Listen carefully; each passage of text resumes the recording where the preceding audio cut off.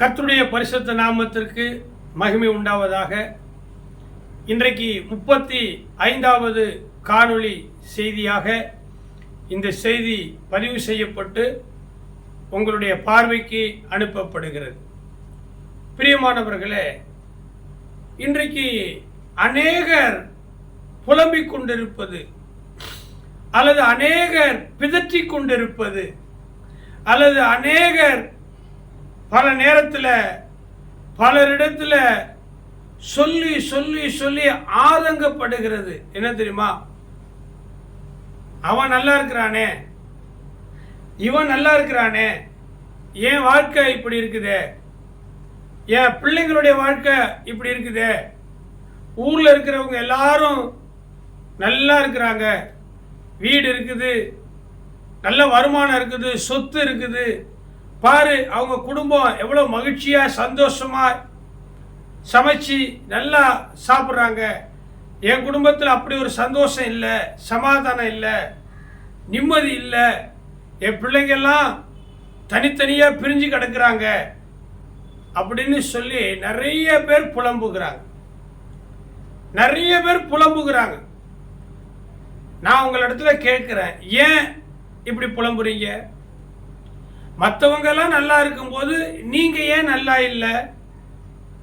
அதை யோசிச்சு பார்த்தீங்களா? அவன் நல்லா இருக்கிறான், நான் நல்லா இல்லை. அந்த குடும்பம் நல்லா இருக்குது, என் குடும்பம் நல்லா இல்லை. அவர் புருஷன் சர்ச்சைக்கு வர்றாரு, என் புருஷன் என் பிள்ளைங்க சர்ச்சைக்கு வரல. ஏன்? என்ன காரணம்? ஆண்டவர் சரியில்லாதவரா? சபை சரியில்லையா? இல்ல சபையில பேசுகிற சத்தியம் உங்களுக்கு ஒரு மாதிரி 50 பேர் 100 பேர் உட்கார்ந்து இருக்கிற சபையில ஒரு பாஸ்டர், ஒரு உபதேசியர், ஒரு போதகர் ஒரு 10 பேருக்கு தனியா, இன்னொரு 10 பேருக்கு தனியா பேசுறாரா? ஆவியானவர் எல்லார் மேல தானே ஆவியை ஊற்றுகிறார். பின்ன ஏன் அவங்க நல்லா இருக்கிறாங்க, நீங்க ஏன் நல்லா இல்லை? ஏன் இந்த புலம்பல்? கொஞ்சம் சிந்திச்சு பார்க்கணும். இந்த காணொளியை பார்த்து கொண்டிருக்கிற உங்களுக்காகத்தான், என் மூலமா உங்களுக்காகத்தான் ஆண்டவர் இந்த செய்தியை பதிவு பண்ணுகிறார். இப்படியே நீங்க புலம்பிக்கிட்டு இருந்தா கடைசி வரைக்கும் நீங்க புலம்பிக்கிட்டு தான் இருக்கணும். இப்படியே அடுத்தவங்களை பார்த்து அவன் நல்லா இருக்கான், அவன் நல்லா இருக்கிறான், அவன் நல்லா இருக்கிறான்னு நீங்க சொல்லிக்கிட்டே இருந்தா நீங்க எப்போ நல்லா இருக்கிறது? கடைசி வரைக்கும் இப்படியே அடுத்தவங்களை பார்த்துக்கிட்டு இருந்தா நல்லா யோசனை பண்ணி பாருங்க. உங்ககிட்ட என்ன தப்பு இருக்குது? உங்களுடைய செயல்கள் கர்த்தருக்கு பிரியமா இருக்குதா? சமுதாயத்துக்கு பிரியமா இருக்குதா? இதெல்லாம் நீங்க பார்க்காம இன்னொருத்தருடைய முதுகையே நீங்க பார்த்துக்கிட்டு இருக்கக்கூடாது. உன் கண்ணில் இருக்கிற உதிரத்தை முதலாவது நீ எடு, பிறகு அடுத்தவங்களை பத்தி. இதை குறித்து லூக்கா 16ஆம் அதிகாரத்தில்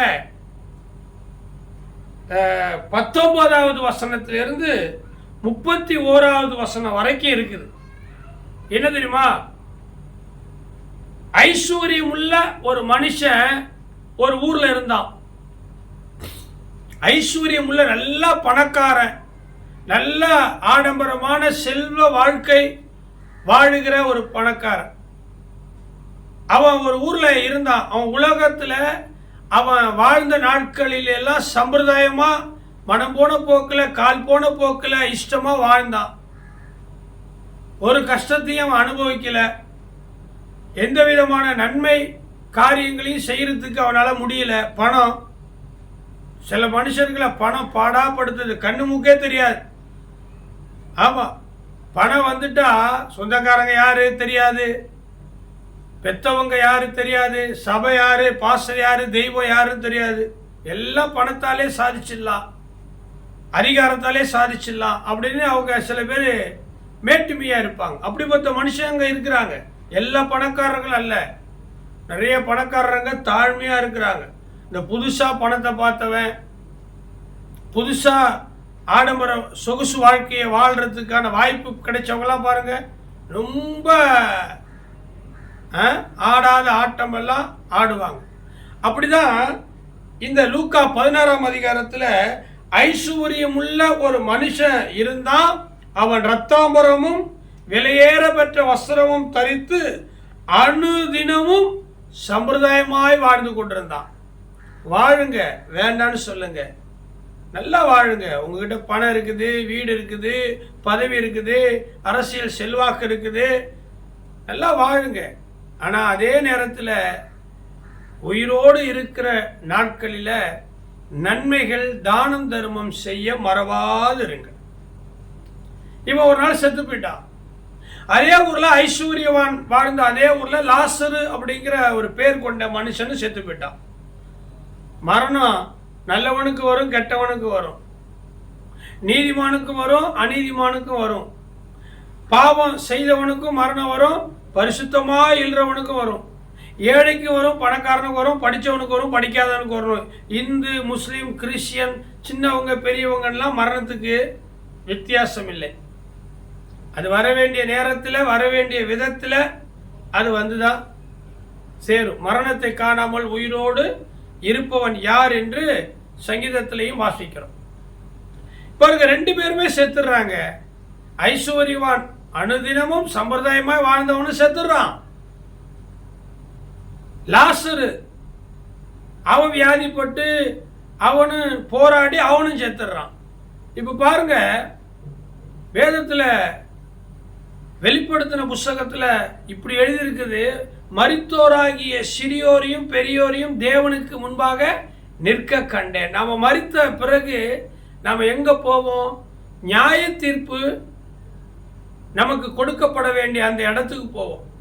இப்போ அக்கம் பக்கத்தில் பிரச்சனைனா போலீஸ் ஸ்டேஷனுக்கு போகிறோம், பஞ்சாயத்து தலைவர்கிட்ட போகிறோம், அந்த ஊர் எம்எல்ஏ மினிஸ்டர்கிட்ட போகிறோம். இல்லைன்னா என்ன பண்ணுறோம்? கோர்ட்டுக்கு போகிறோம், நீதிமன்றத்துக்கு போகிறோம், முன்சிப் கோர்ட்டுக்கு போகிறோம், ஒருங்கிணைந்த நீதிமன்றம் அல்லது உயர் நீதிமன்றம், ஹைகோர்ட்டு, அப்புறம் சுப்ரீம் கோர்ட்டு, அங்கே போய் நீதி நம்ம கேட்குறோம். அதுபோல் யார் மரித்தாலும் சரி, யார் மரித்தாலும் சரி, எந்த மதம் எந்த மார்க்கத்தை சார்ந்தவர்கள் மரித்தாலும் நியாய தீர்ப்புக்காக இறைவனிடத்தில் போய் நிற்கணும்.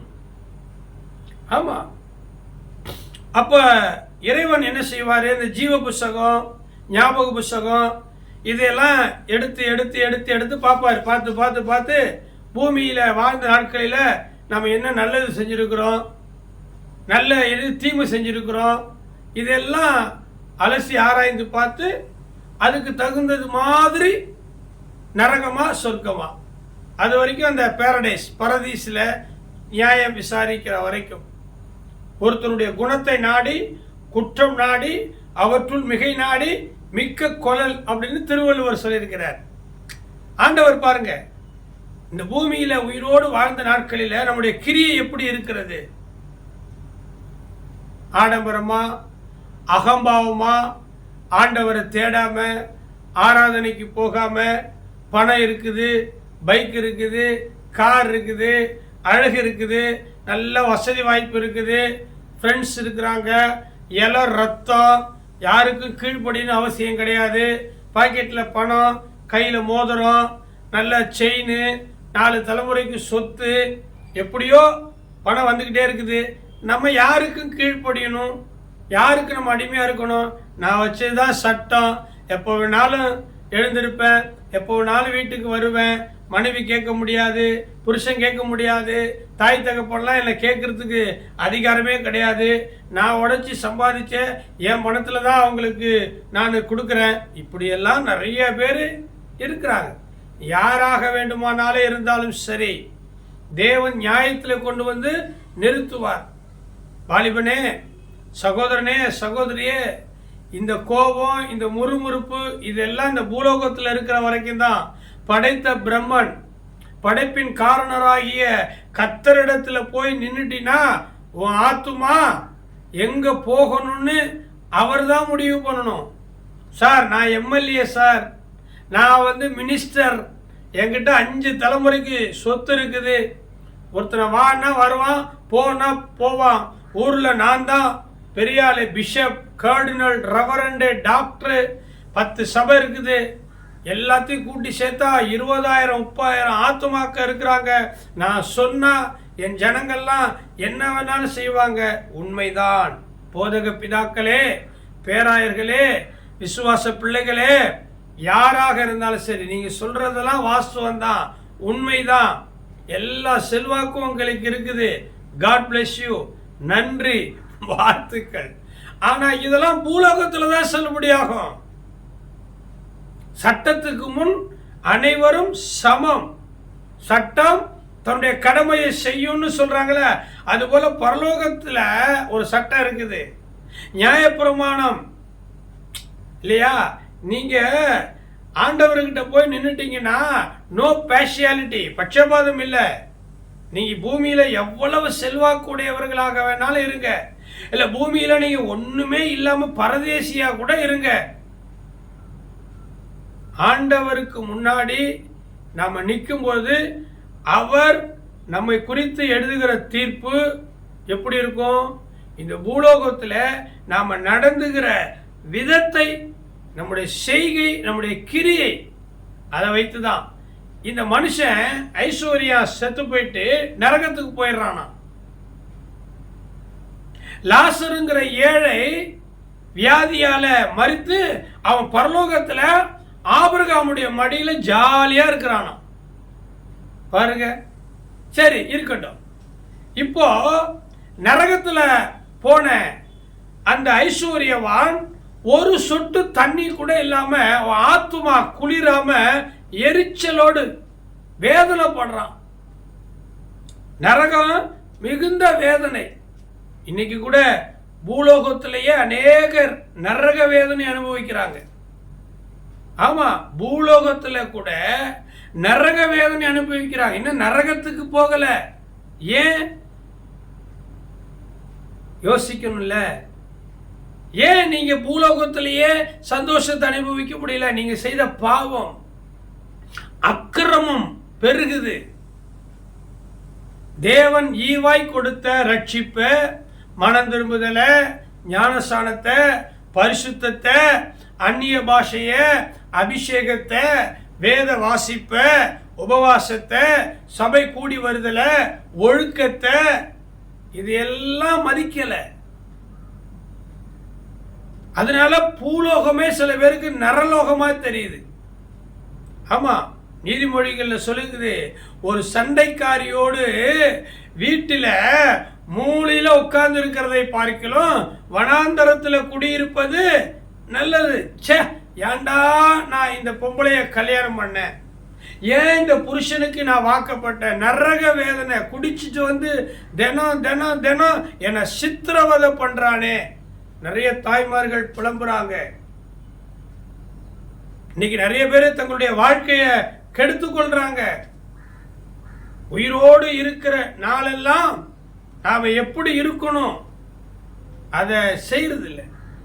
இந்த ஐஸ்வர்யவான் நரகத்துல வேதனைப்பட்டு ஆபிரகாம் மடியில படுத்து இளைப்பாரி கொண்டிருக்கிற லாசருவை அவன் என்ன செய்யறான்? பார்க்கிறான். அப்போ அவன் கேட்கிறான், நானு கஷ்டப்படுறேனே, எனக்கு ஏதாவது உதவி செய்யக்கூடாதான்னு. நீங்க கஷ்டப்பட்டா உதவி செய்யணுமா? நல்லா இருக்கும்போது, ஐஸ்வர்யம் இருக்கும்போது, கண் இருக்கும்போது பைபிள் படிச்சோமா? காது இருக்கும்போது கர்த்தருடைய வார்த்தைகளை கேட்பணுமா? நீ என்ன சொல்றது, நான் என்ன கேட்கறது? சபைக்கெல்லாம் வரமாட்டேன், என்னை சபைக்கு கூப்பிடுற வேலையெல்லாம் வச்சுக்காத, என்னால் ஃபாஸ்டிங் இருக்க முடியாது, ஊழியத்துக்கெல்லாம் நான் வரமாட்டேன், வேலைக்கெல்லாம் போக மாட்டேன். எதுக்கு என்னை பெத்த? நீ தானே அம்மா, சோறு போடு, நீ தானே அப்பா, எனக்கு எல்லாத்துக்கும் பணம் கொடு, நான்லாம் வேலைக்கு போக மாட்டேன். உயிரோடு இருக்கும்போது எவ்வளவு ஆட்டம் காட்டினீங்க. இப்போ பிரியமானவர்களே, பல நாள் திருடன் ஒரு நாள் அகப்படுவான். என்னைக்காச்சும் ஒரு நாள் நீங்க ஆண்டவர்கிட்ட வந்து நின்று தான் ஆகணும். சட்டத்துக்கு முன்னாடி நின்று தான் ஆகணும். சத்தியத்துக்கு பயப்பட்டு தான் ஆகணும். அது நம்முடைய தலை எழுத்து. விளங்குதா? சரி, இந்த லாசருவினுடைய மடியில படுத்து கிடந்த ஆபிரகாமுடைய மடியில படுத்து கிடந்த லாசரு பார்த்தீங்கன்னு சொன்னாக்கா அவன் மகிழ்ச்சியாக இருக்கிறான். நரகத்துக்கு போன அந்த ஐஸ்வர்யவான் வேதனைப்பட்டு கொண்டிருக்கிறான். அப்பொழுது 24வது வசனம், அப்பொழுது அவன், தகப்பனாகிய ஆபிரகாமே, நீர் எனக்கு இறங்கி லாசருவின் விரலின் நுனியை தண்ணீரால் தோய்த்து என் நாவை குளிர பண்ணும்படி அவனை அனுப்ப வேண்டும். இந்த அக்கினி சுவாலையில வேதனைப்படுகிறனே என்றான். உயிரோடு இருக்கும்போது அப்பாவுடைய சொல், ஏழை சொல் அம்பலம் ஏறாது. கத்தி கத்தி கத்தி மாடா கத்துறேன், நாயா கத்துறேன், என் பேச்சை கேளுடா, என் பேச்சை கேளுடா. வாத்தியார் சொல்லுவார், டீச்சர் சொல்லுவாங்க, கேட்க மாட்டான், படிக்க மாட்டான். இப்போ மாடு மேய்க்க போ, கூலி தொழிலாளிய போ, படிச்சிருந்தா ஒரு ஆபீசர் கையெழுத்து போட்டு சம்பளம் வாங்கு. கூலி தொழிலாளி என்பது கேவலமானது அல்ல, எல்லாரும் உழைக்கணும். ஆனா நீ ஏன் இப்படி? அம்மா சொன்னாங்க, மனைவி சொன்னாங்க, அப்பா சொன்னாங்க, கணவன் சொன்னாங்க, அண்ணன் சொன்னாங்க, கேட்கலங்க. கேட்டிருந்தா இன்னைக்கு ஒரு நல்ல அரசு அதிகாரி, central government staff, state government staff, இன்னைக்கு நல்லா இருந்திருப்பேன். கேட்கலங்க, இப்ப வேதனைப்படுகிறாங்க. பெண் புத்தி பின் புத்தி என்று சொல்வார்கள். பட்டாதான் தெரியுமா புத்தி, சுட்டால் தான் தெரியுமா மண் செட்டி. எத்தனை பழமொழிகள் இருக்குது. நம்மளால அதுக்கு கீழ்ப்படிய முடிஞ்சுதா? இப்ப வருத்தப்படுறோம். எல்லா சொத்தும் போச்சுங்க, நிறைய சம்பாதிச்சேங்க, எவ்வளவு நகை, எவ்வளவு பணம், அங்க ஒரு வீடு, இங்க ஒரு வீடு, அங்க ஒரு தோட்டம், இங்க ஒரு தோட்டம், எல்லாம் குடிச்சு குடிச்சு அழிச்சிட்டாருங்க இவரு. எல்லாம் வித்து வித்து வித்து வித்து சீட்டாடிட்டாருங்க. தவறான வழியில எல்லாவற்றையும் செலவு பண்ணாருங்க. இன்னைக்கு ஐயோ பாவங்க, பரிதாபமா இருக்குதுங்க அவர் நிலைமை. டீ கடையில் உட்காந்துட்டு பேசுறாங்களா உங்களை பத்தி? கல்யாண வீட்டில் பத்தி உங்களை பேசுறாங்களா? இந்த நிலைமை வந்திருக்கவே கூடாதுன்னு சொல்றாங்களா? எதனால? நீங்க உயிரோடு இருக்கிற பொழுது, சகல சௌபாக்கியமும் கிடைத்த போது நீங்க ரொம்ப கர்வம், மேட்டிமை. என்னெல்லாம் கூப்பிடாத, நான் யார் தெரியுமா? இப்ப நீ யாருங்க சார்? இப்ப நீ எங்க இருக்கு சார்? ஒரு சொட்டு தண்ணீர் இல்ல, மினரல் வாட்டர் குடிச்சிங்க, தங்க பஷ்பம், fried rice, chicken 65, hygienic food, நல்ல பிஸ்னஸ் ஹோட்டல்ல ரூமு, ஃப்ளைட்டு, பிஸ்னஸ் கிளாஸ்ல ஃப்ளைட்ல பறந்தீங்க.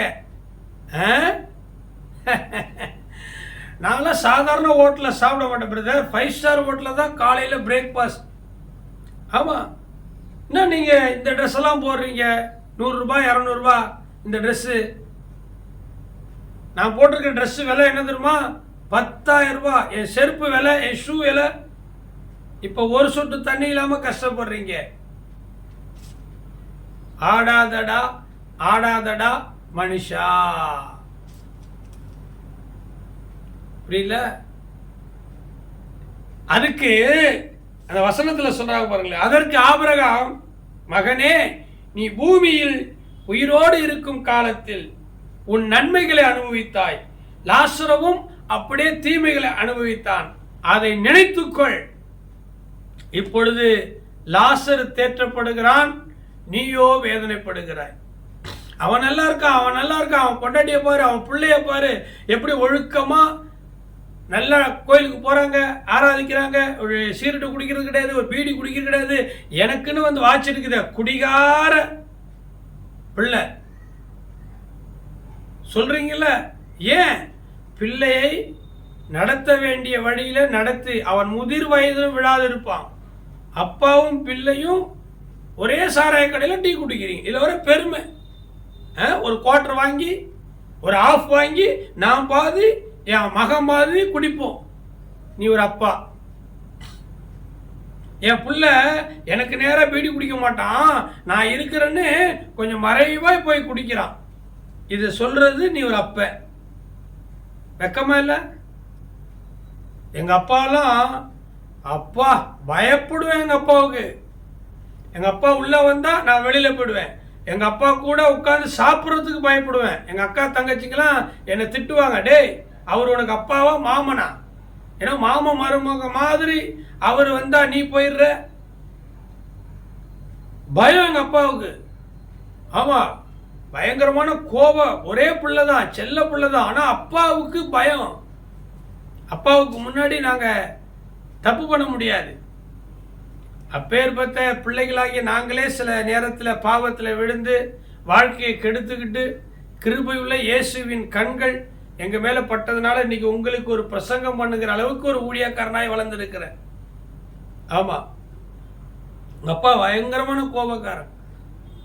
அவர் வளர்த்ததுனாலதான் இன்னைக்கு ஓரளவுக்கு நான் நல்லா இருக்கிறேன். இயேசு கிறிஸ்துனுடைய சத்தியமும் பரிசுத்தவான்கள் மூத்த தகப்பன்மார்களுடைய ஆலோசனை இன்னைக்கு உங்கள் மத்தியில இந்த காணொளியில நான் காட்டமா கடுமையா பிரசங்கிக்கிறதுக்கு காரணம் அதுவும் ஒண்ணு.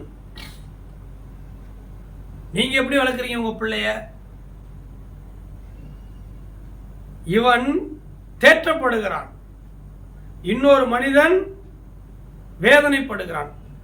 ஆபிரகாம் சொல்றாரு, எப்பா அவன் என் மடியில படுத்திருக்கிறான்னா அவன் பூமியில இருக்கும்போது எவ்வளவு கஷ்டப்பட்டான் தெரியுமா?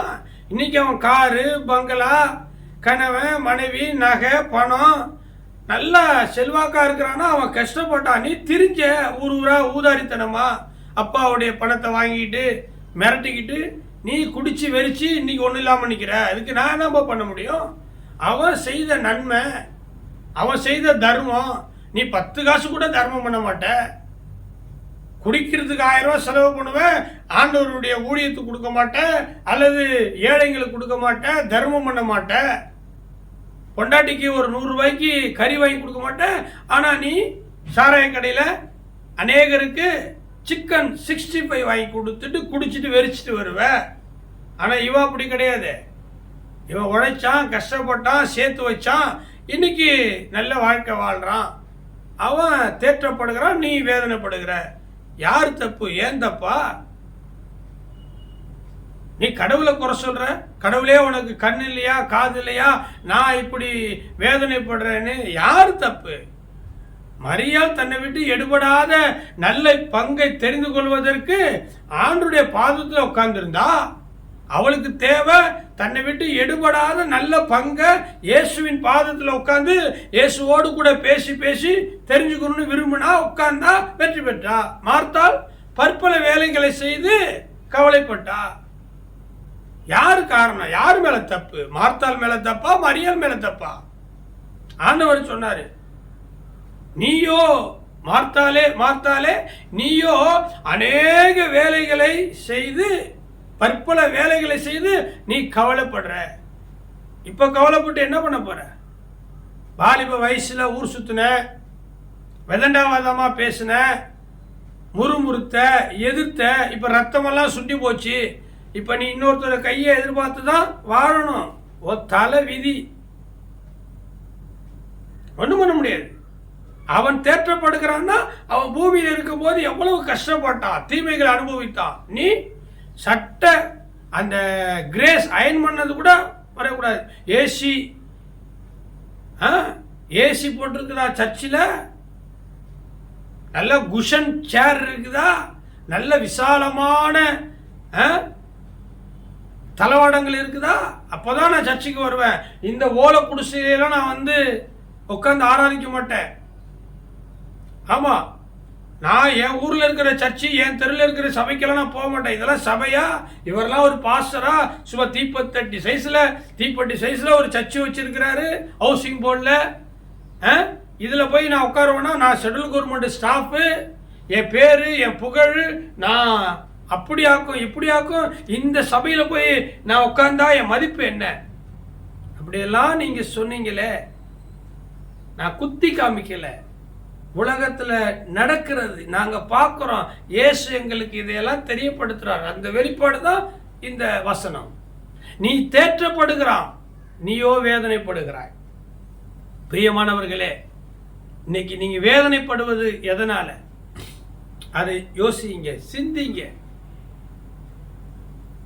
திருத்திக் கொள்ளுங்க, மனம் திரும்புங்க, இன்றைக்கு திரும்புங்க. இந்த பிரசங்கத்தை கேட்டு நீங்க உங்களை ஆண்டவர்கிட்ட அர்ப்பணிங்க. ஏற்றுக்கொள்ளுகிற தேவர், மனம் இறங்குகிற தேவர், தீங்குக்கு மனஸ்தாபப்படுகிறவர். ஏதோ பிரசங்கத்துக்காக நான் பிரசங்கிக்கிறேன்னு நினைக்காதீங்க. இதுதான் உண்மை. நான் அப்படிதான். ஏதோ காணொளியில ஒரு செய்தியை பிரசங்கம் பண்ணியே ஆகணும், 4 பேருக்கு அதை அனுப்புனா லைக் வரும், பணம் வரும்னோ. எங்க நின்னாலும் எங்க பேசினாலும் சத்தியம், வாழ்வியல் முறை. சும்மா அல்லேலுயா அல்லேலுயா அல்லேலுயான்னு சொல்லி கத்தி அந்நிய பாஷையில கீழே விரண்டு புரண்டு, உன்னை வாளாக்காமல் தலையாக்கி உன்னை கீழாக்காமல் மேலாக்குவார் அப்படின்னு அவங்கள குளிப்பாட்டி அவங்க மேல ஒரு ஐஸ் வச்சு அவங்கள பிரெயின் வாஷ் பண்ணி போ. இதுக்கு எத்தனையோ பேர் இருக்கிறாங்க. நான் அதுக்கு தகுதியானவன் அல்ல. ஏன் அவர்கள் தேற்றப்படுகிறார்கள்? நீங்க ஏன் வேதனைப்படுகிறீங்க? சிந்திச்சு பார்த்தீங்களா? லாசரு ஏன் தேற்றப்பட்டான்? அந்த வாழ்க்கைய பாருங்க, படிச்சு பாருங்க. அக்கம் பக்கத்தில் இருக்கிறவங்களுடைய வாழ்க்கையை படிச்சு பாருங்க. ஏசாயா தீர்க்கதரிசி மூலமாய் ஆபிரகாமையும் சாராளையும் பார்த்து ஆண்டவர் ஒரு சம்பவத்தை உங்களுக்கு சொல்றார். என்ன தெரியுமா? உன் தகப்பனாகிய ஆபிரகாமையும் உன்னை பெற்ற தாயாகிய சாராளையும் நோக்கிப்பார்.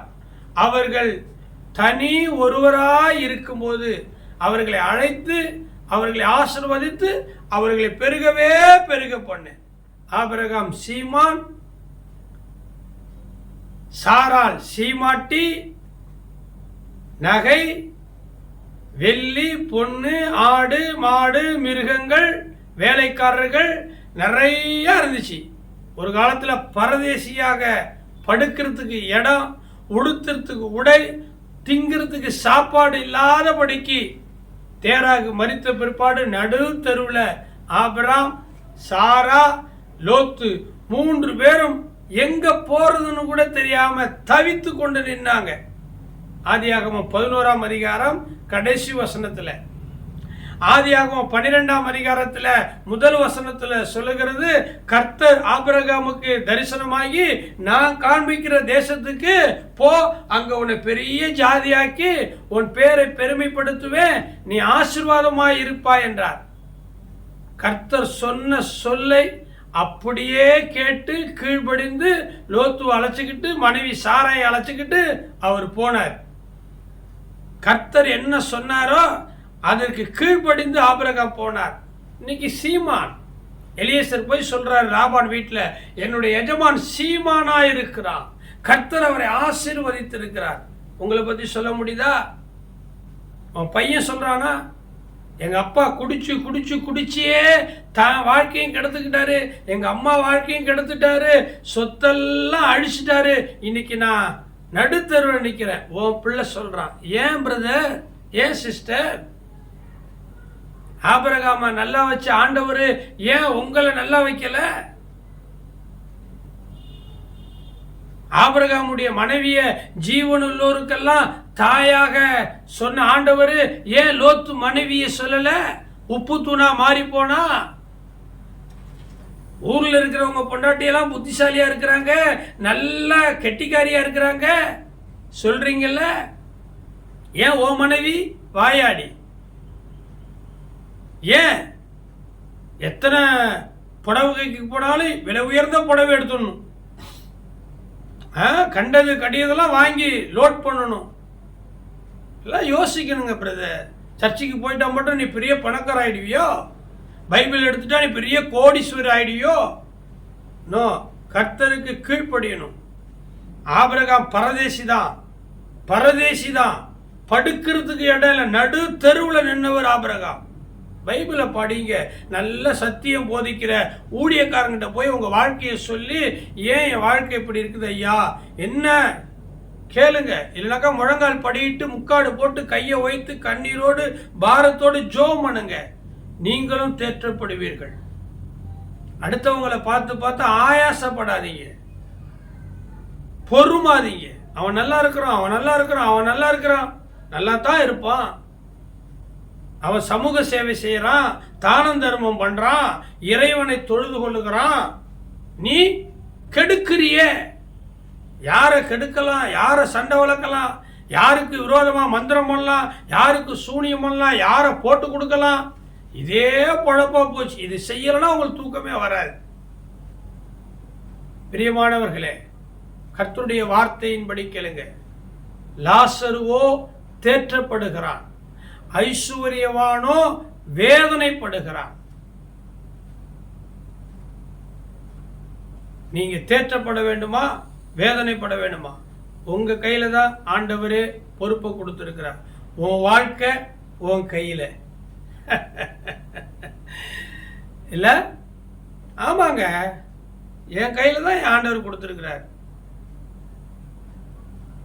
6 நாட்கள் உலகத்தை படைத்து 7வது நாள்ல ஓய்ந்திருந்த பிதாவாகிய தேவன் தம்முடைய சாயலில படைத்த ஆதாமு கிட்ட தான் அந்த உலகத்தை கொடுத்தார், அந்த ஏதேன் தோட்டத்தை கொடுத்தார். பார்த்துக்கிட்டே இருக்காரு. ஊர்வன, பரப்பன, நீந்துவன, மிருகம் எல்லாவற்றையும் அவங்க கையில கொடுத்து என்ன பேர் வைக்கிறான்னு பார்ப்போம். அப்புறம் ஆதாம் என்ன பேர் வச்சானோ அப்படியே ஆயிட்டான். படைத்ததெல்லாம் இறைவன், அதுக்கு பேர் வைக்கிறது மனுஷன். அவனே அந்த பொம்பளை பேச்சை கேட்டு, மனைவியை பேச்சை கேட்டு மனுக்குலத்துக்கு சாபமாய் மாறிட்டான். ஒரு ஆதாமினால் உலகத்துக்குள்ளே பாவம் வந்தது. அதுக்கு காரணம் விலா எலும்பு மனுஷி மனைவி. இன்னொரு ஆதாம், பிந்தின ஆதாம் இயேசு கிறிஸ்து. அவரால் உலகத்துக்கு மீட்பு வந்தது, ரட்சிப்பு வந்தது. முந்தின ஆலயத்தின் மகிமையை பார்க்கிலும் பிந்தின ஆலயத்தின் மகிமை, முந்தின ரசத்தின் ருசியை காட்டிலும் பிந்தின ரசத்தின் ருசி. ஒருவேளை உங்க பலரால் குடும்பம் வீணா போயிருக்கலாம், தொழில் வீணா போயிருக்கலாம். உங்க ஒருவரால நீங்க ஆண்டவரை ஏற்றுக்கொண்டு இந்த சத்தியத்தின்படி நடந்தீங்கன்னா தேவன் உங்களுக்கு பொது மன்னிப்பு கொடுத்து உங்களை உயர்த்துகிற வல்லவராக இருக்கிறார். ஆபிரகாமே, உன் மடியில படுத்திருக்கிற லாசரு தேற்றப்படுகிறாப்பா, நான் வேதனைப்படுகிறப்பா. நீ கெஞ்சி கதறினாலும் நோ, முட்டி மோதினாலும் நோ. எதுல சகாயம் பண்ண முடியுமோ அதுல தான் சகாயம். உங்களுக்கு வேண்டப்பட்ட ஒருவர் உங்களுக்கு சகாயம் பண்றார், அவர் அந்த இடத்துல இருக்கிறார், சகாயம் பண்ண வேண்டிய ஒரு அதிகாரம் இருக்குதுன்னா சகாயம் பண்ணுவார். இல்லைன்னா அவர் என்ன பண்ண முடியும்? இல்ல, எல்லா நேரத்திலையும் சகாயத்தை செய்ய முடியாதுங்க. இறைவனாகவே இருந்தாலும் அவருக்கும் சில சட்டத்திட்டம் இருக்குது. கடவுள் பார்த்துக்குவாரு. பாவ மன்னிப்பு எடுத்துடலாம். தப்பு பண்ணு பாவ மன்னிப்பு, தப்பு பண்ணு பாவ மன்னிப்பு. எத்தனை முறை? 7 முறைங்க, 70 முறைங்க. நோ. அன்றியும் மரிப்பதும் பின்பு நியாய தீர்ப்பு அடைவதும் மனுஷனுக்கு நியமிக்கப்பட்டிருக்கிறது. தப்பு தப்பா வசனத்தை எடுத்துக்காத, தப்பு தப்பா வாக்கு தத்துவத்தை நீ எடுத்துக்கொண்டு போய் உன் வீட்டில் மாட்டிக்காத. கள்ள தீர்க்க தரிசிகளும் கள்ள போதகர்களும் சொல்லக்கூடிய சும்மா இனிப்பான வேதங்களை எடுத்துக்கொண்டு மதிமயங்கி வீணா போகாத. தேற்றப்படுவதற்கும் வேதனைப்படுவதற்கும் உள்ள வித்தியாசத்தை இந்த வேத வசனத்தை பார்த்து தெரிஞ்சுக்கோ. நாம் பிரசங்கிக்கிறதுனால மட்டுமல்ல நண்பர்களே, அன்பர்களே, சகோதர சகோதரிகளே, தேவனுடைய ஊழியக்காரர்களே யாரா இருக்கட்டும், வாழ்க்கையை கற்றுக்கொள்ளுங்கள் கர்த்தருடைய ராஜ்யத்திலிருந்து. கர்த்தர் உங்களை ஆசீர்வதிப்பார். இந்த 35வது காணொளி உங்களுக்கு ஒரு வாழ்க்கைக்கு பாடமாக எடுத்துக்கொள்ளுங்கள். மீண்டும் நாளைக்கு வேறொரு சம்பவத்தில் உங்களை சந்திக்கிறேன். அது வரைக்கும் அன்பின் ஆண்டவரே, தேற்றப்படுகிறவர்களுக்காக ஸ்தோத்திரம். வேதனைப்படுகிறவர்களை தேற்றும்படியாய் விண்ணப்பிக்கிறேன். ஏன் வேதனை? ஏன் வேதனை? ஆண்டவரே, வேதனையை உண்டாக்குற வழி என்னிடத்துல இருக்குதா என்று பார்த்து அந்த வழியிலிருந்து என்னை நீக்கி போடும் என்று சொல்லி இந்த காணொளி பதிவை பார்க்கிற, கேட்கிற, ஒப்பு கொடுக்கிற, அர்ப்பணிக்கிற, மனம் திரும்புகிற, பாவத்தை அறிக்கையிட்டு விட்டு விடுகிற யாராக இருந்தாலும் அவர்களுக்கு இரக்கம் பாராட்டி அவர்களை அந்த வேதனையிலிருந்து, இந்த நரகத்திலிருந்து, இந்த வியாதியிலிருந்து, பிரச்சனையிலிருந்து அவர்களை விடுவித்து காத்துக்கொள்ளும். இயேசுவின் நாமத்தினாலே ஜெபிக்கிற நல்ல பிதாவே, ஆமென். God bless you.